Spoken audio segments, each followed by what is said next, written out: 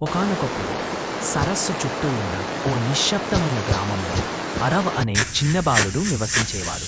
ప్రతి సాయంత్రం తన తల్లికి పనుల్లో సహాయం చేసిన తర్వాత అరవ్ సరస్సు దగ్గరికి వెళ్లి పక్షులను చూస్తూ కూర్చునేవాడు. ఆ పక్షులలో చంద్రకాంతిని పోలిన తెల్లటి రెక్కలతో కూడిన ఒక అద్భుతమైన హంస అతనిని అత్యంతగా ఆకర్షించింది. ఒకరోజు హంస రెక్కకి గాయమైందని, అది ఎగరడానికి ఇబ్బంది పడుతోందని అరవ్ గమనించాడు. తన తల్లి చెప్పిన ఔషధ మొక్కలు మరియు పట్టను ఉపయోగించి అరవ్ తన మృదువైన చేతులతో ఆ గాయాన్ని శుభ్రపరిచాడు. ప్రతిరోజు అతను ఆహారం తీసుకెళ్లి పాటలు పాడేవాడు. నెమ్మదిగా హంస కోలుకుని బాగుపడటం ప్రారంభించింది. ఒక అందమైన ఉదయాన హంస తన రెక్కలను విప్పి ఆకాశంలోకి ఎగిరింది. అది అరవ్ మీద ప్రేమగా వలయాకారంగా చుట్టి మేఘాలలోకి అదృశ్యమైపోయింది. ఆ రాత్రి అరవ్ తన మంచం మీద ఒక ప్రకాశించే తెల్లటి ఈకను కనిపెట్టాడు.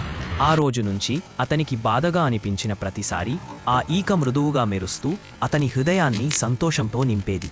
దయకు ప్రతిఫలం అవసరం లేదు, కానీ అది ఎప్పటికైనా మీ దగ్గరకు తిరిగి వస్తుంది.